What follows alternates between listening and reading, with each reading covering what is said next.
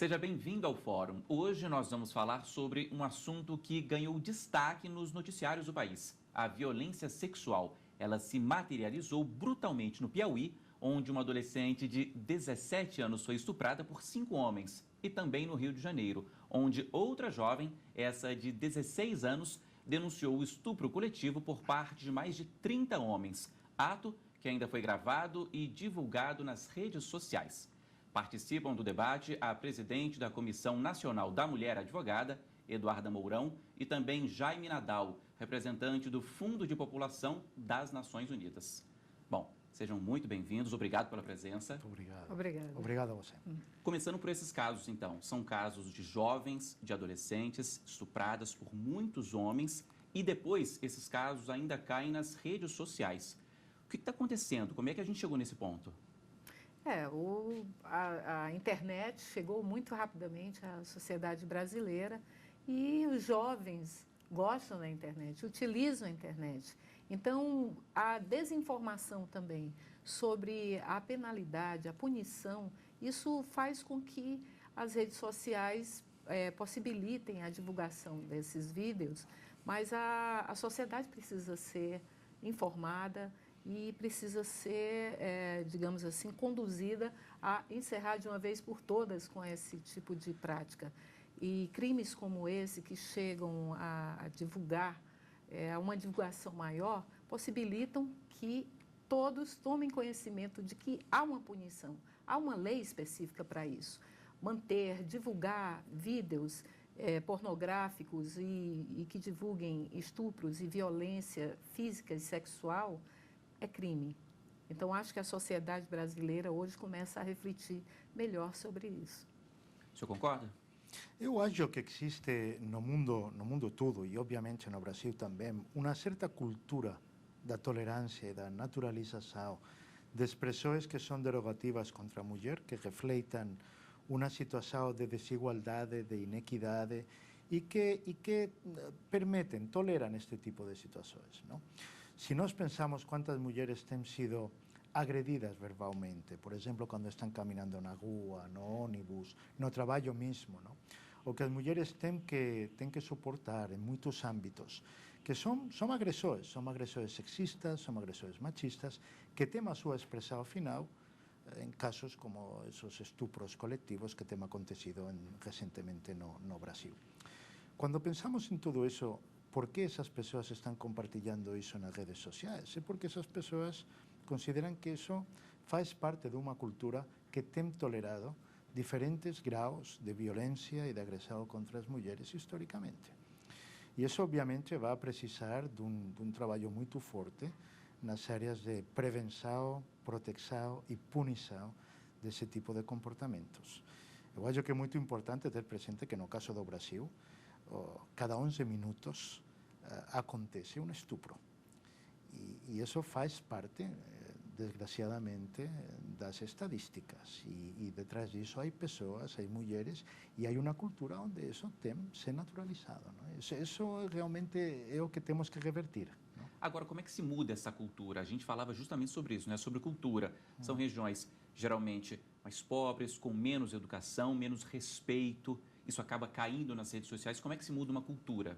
As mudanças culturais são complexas. Estamos falando de siglos de história que têm chegado até este ponto onde esses comportamentos parecem normais e naturais.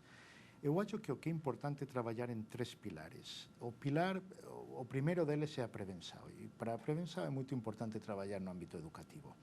A escola é um centro muito importante onde os meninos, as meninas podem receber educação em habilidades para a vida, para precisamente entender quando é não, e tem que respeitar, não? Essa cultura do respeito, essas habilidades para se engajar em relações interpessoais que não são violentas, que são respeituosas, onde esse tipo de comportamentos não é permitido. É importante trabalhar com as famílias também, para que isso seja entendido no âmbito familiar. Então, o âmbito da prevenção vai ser muito importante para mudar essa cultura. O âmbito da proteção às vítimas é sumamente importante também. Quando acontecem esse tipo de situações, o Estado tem que intervenir também. para proteger as vítimas, para que não sejam revictimizadas por uma sociedade que, pelo mesmo fato que tem tolerado e naturalizado esse comportamento, em muitas ocasiões revictimiza a vítima. Muita gente pensa, bom, mas você deviou fazer alguma coisa. É que você não ia vestida como deveria ter vestido. É que você provocou a agressão. Isso não é permitido, isso não deveria ser permitido. E o terceiro pilar da resposta para mudar a cultura deveria ser a punição dos crimes. Esses são crimes hediondos que precisam ser punidos. E aí também se precisa que o Estado, desde o setor judicial, atue como uma legislação que seja uma legislação dura nesses casos, não permita que este tipo de situações fiquem impunes.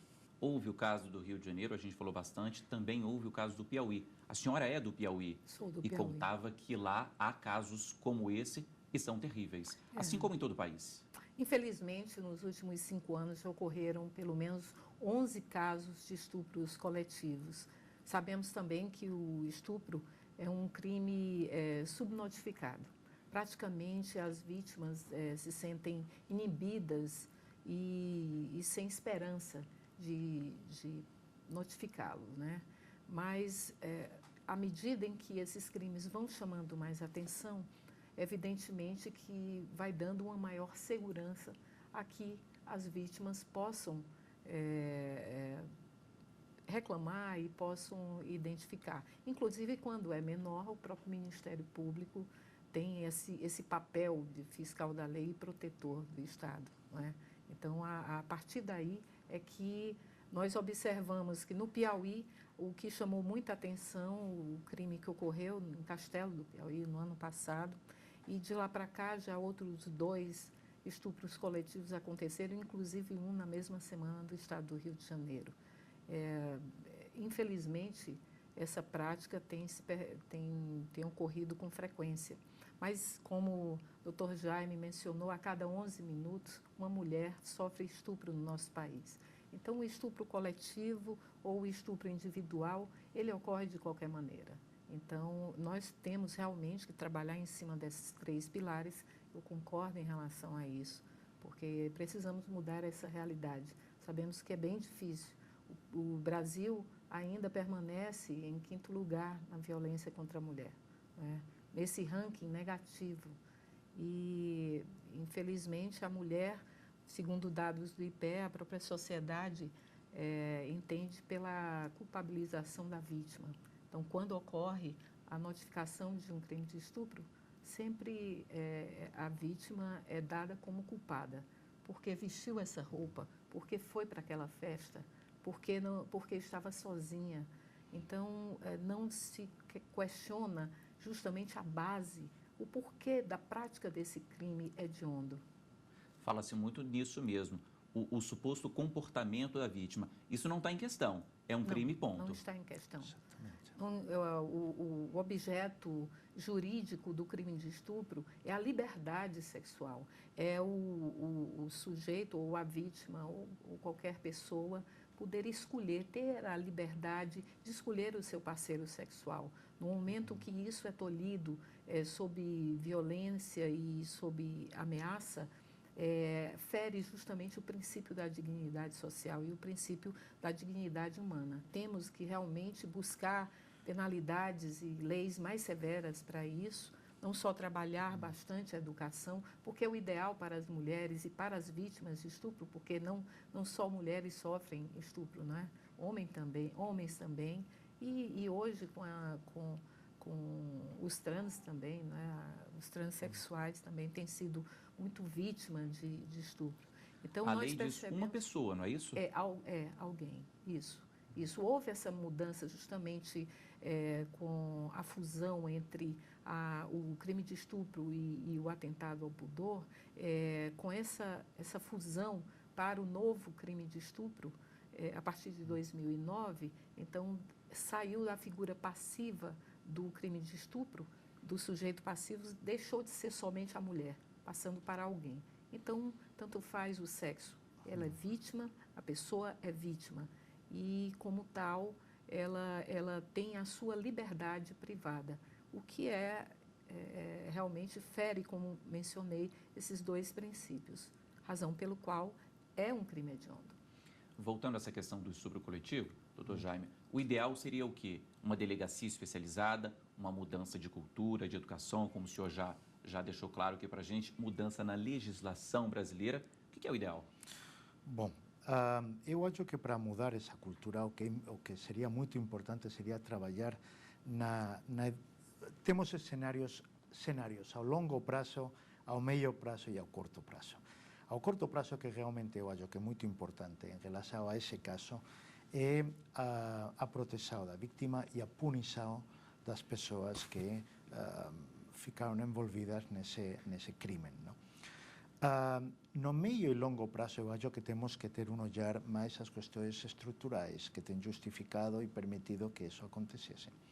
Eu não posso enfatizar suficientemente a importância da educação. Os meios de comunicação também podem jogar um papel muito importante no tratamento desses casos. Um tratamento que não seja, como a doutora falava, revictimizante da pessoa, da vítima particularmente. Eu acho que é muito importante romper. Primeiro deveríamos tratar que isso não seja visto como algo tolerável socialmente, algo natural. É importante sair dessa lógica de naturalização da violência contra as mulheres e para isso, de novo, os meios de comunicação e a educação podem ser muito importantes. Eu acho que é muito importante sair também da cultura do silêncio. Eu me lembro, por exemplo, de dados do IPEA relativos ao Brasil mesmo. 70%, 7 de cada 10 mulheres estupradas são meninas, são crianças e adolescentes. E 70% desses casos acontecem no âmbito da família, com vecinos ou com o círculo mais estreito, mais pequeno da vítima. Isso gera que muitas vezes fique na família mesmo, não seja trazido às autoridades, não busquem atenção médica, não busquem atenção psicossocial para as vítimas. Então, essa naturalização e esse silêncio é o que gera impunidade, porque depois o que acontece é que esses casos não chegam às instâncias do Estado para que o Estado possa exercer sua autoridade, sua legislação, punir os culpados, proteger as vítimas e prevenir os fatos. A gente vai para o intervalo rapidinho e na volta a gente continua falando sobre esse ponto aqui que a gente parou. A nossa conversa hoje é sobre violência sexual. Eu volto já. A violência sexual e as recentes ocorrências de estupro coletivo no Brasil. O Fórum está de volta com este tema. Nós vamos assistir agora a uma reportagem sobre os traumas que este crime hediondo pode causar. A mulher vira alvo de desrespeito, é constrangida, às vezes pela roupa que usa ou pela atitude. A estudante de Ciências Sociais Petra Pantoja é categórica. Ela diz que o sexo feminino é julgado e condenado a todo momento. A verdade é que nós mulheres passamos por situações constrangedoras de machismo constantemente, diariamente. Toda vez que um homem mexe com a gente na rua, toda vez que a gente evita usar uma roupa mais curta, mais decotada, porque a gente não quer que alguém mexa com a gente, toda vez que a gente deixa de passar por um determinado lugar porque está escuro, porque é noite, ou deixa de sair de casa por medo de sofrer algum tipo de violência. Então, o tempo todo a gente é privada dos nossos direitos, como, por exemplo, o direito de ir e vir tranquilamente. Né? O problema é quando, longe dos julgamentos públicos, no silêncio da condição vulnerável, a mulher se torna vítima de estupro, de abuso sexual, ainda criança. Servidora pública Juliana Moreira não se esconde. Mãe de 2 filhos, ela afirma que sofreu abuso sexual.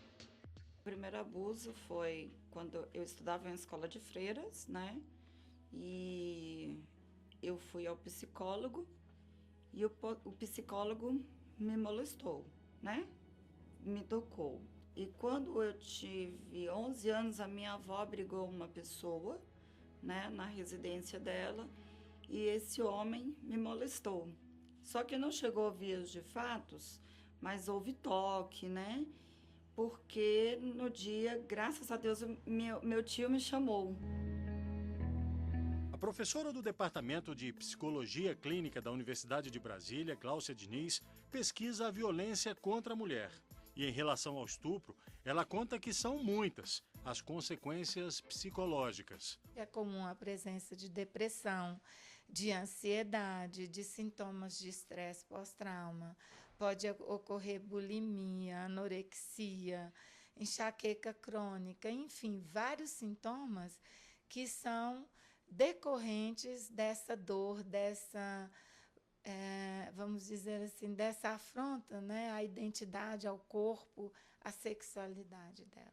O tratamento que pode funcionar nesses casos tem como base o acolhimento da mulher traumatizada. Geralmente é um tratamento longo e demorado, porque a pessoa precisa ser acolhida com muito tato. E necessariamente a pessoa ela não vai conseguir falar do estupro ou do abuso imediatamente.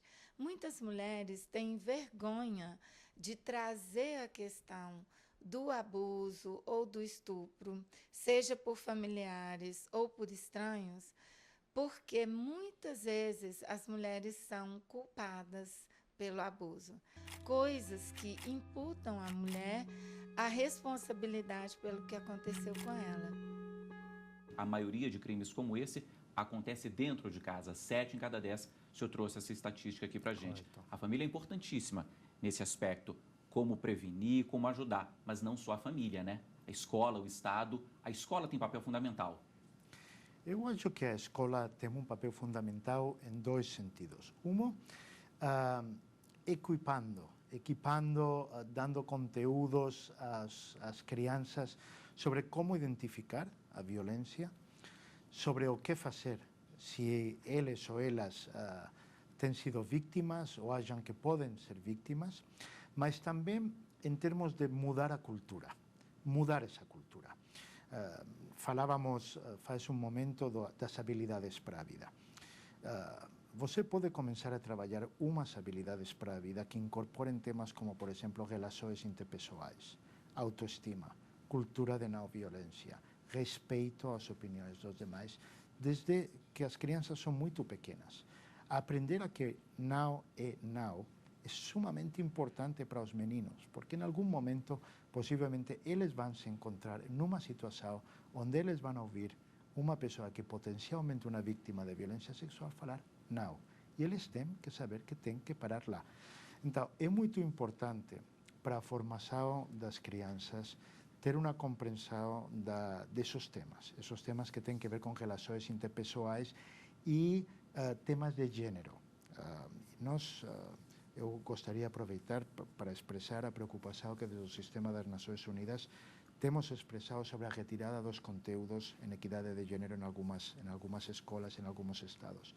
Esses conteúdos são importantes para, precisamente, garantir que as crianças tenham acesso a uma informação que vai permitir para eles adotar posições, adotar comportamentos, ter atitudes menos violentas e mais respeituosas até as mulheres. Observando o que o Dr. Jaime mencionou, a educação é fundamental. Com certeza é fundamental, porque entendemos que a violência ela é adquirida, ela é aprendida. Então, se temos a educação desde das primeiras gerações, nós temos uma sociedade, uma possibilidade, uma grande chance de uma sociedade mais evoluída, onde a igualdade de gênero passa a ser algo natural. A nossa sociedade brasileira ainda não absorveu isso. A cultura machista ainda é muito forte. E, portanto, os números de estupros e de violência, de todos os tipos de violência, inclusive patrimonial, moral, físico, sexual, todos os tipos de violência que ocorrem, eles criam uma demanda muito grande e, obviamente, se o Estado não está bem aparelhado, ele não vai ter como absorver esses casos que chegam de imediato para o Estado. E o que acontece? A desesperança da vítima, ela, ao se encorajar e denunciar e notificar aquele caso de violência, ela espera do Estado uma resposta. No momento em que o Estado não chega com essa estrutura, não só de acolher a vítima no primeiro momento, passando pela delegacia especializada, como equipe multidisciplinar, o exame de corpo de delito. Então, todos esses passos que precisam ser dados e até chegar no Ministério Público para propor a ação competente e, obviamente, chegar ao Poder Judiciário e, por sua vez, ter o resultado. E qual é o papel da OAB nesses casos? A OAB é uma instituição que protege, tem o papel institucional e constitucional de defesa da cidadania. Então, ela defende os direitos humanos, ela defende a justiça social, o Estado democrático de direito. Então, obviamente que ao ter uma estrutura voltada para a advocacia, ela também tem a resposta, tem que dar a resposta para a própria sociedade em proteção da cidadania. Então, a OAB, com toda a sua estrutura, as suas comissões, como tenho a honra de presidir a Comissão Nacional da Mulher Advogada, tem essa capilaridade em todos os estados brasileiros de, junto às suas seccionais, organizar trabalhos sociais, ações efetivas, inclusive chegando a propor ação civil pública, se for o caso, propor alterações legislativas no sentido de contribuir justamente para um melhor aparelhamento, não só do próprio Estado, mas também em relação à legislação brasileira. Mas não só no Brasil esse tema é traumático, preocupa as pessoas. No mundo, em campos de refugiado, em situações de guerra, há esses casos. E qual é a preocupação da ONU nesses casos? Efectivamente, a violência contra a mulher, a violência de gênero, a violência doméstica, a violência sexual é um fenômeno global. Não é limitado, lamentavelmente, a um país, somente a um país. É um fenômeno global que acontece em todas as situações, mas que é agravado nos contextos de crises humanitárias, como podem ser guerras, como podem ser desastres naturais. E nessas situações, o que nós ficamos observando já de faz alguns anos é que as mulheres sofrem ainda mais violência sexual. Temos já casos notificados, por exemplo, nos campos de refugiados, na Europa, que mulheres estão sendo vítimas de explotação sexual por subsistência, trocando exploração sexual por alimentos, por comida, enfim, por questões muito básicas de subsistência. Isso, lamentavelmente, tem acontecido em várias crises humanitárias. De novo, as guerras, principalmente, mas não somente, os desastres naturais também. E eu gostaria também de compartilhar com você que o Conselho de Segurança das Nações Unidas tem qualificada a violência sexual como um crime de guerra. Então, as Nações Unidas somos muito claras na tipificação no direito internacional da violência sexual no contexto dessas crises como um crime de guerra. Ok, é isso. É um tema complexo, traumático, mas tem que ser abordado. Gostaria de agradecer bastante a presença dos dois aqui com a gente. Bom, e a gente fica por aqui. Nós conversamos hoje sobre violência sexual e estupros coletivos ocorridos no Piauí e também no Rio de Janeiro. Falamos um pouquinho ainda sobre esse tipo de violência em outras partes do mundo. Participaram do programa hoje a presidente da Comissão Nacional da Mulher Advogada, Eduarda Mourão, e o representante do Fundo de População das Nações Unidas, Jaime Nadal. Se você quiser assistir essa e outras entrevistas, acesse tvjustiça.jus.br. Até o nosso próximo encontro.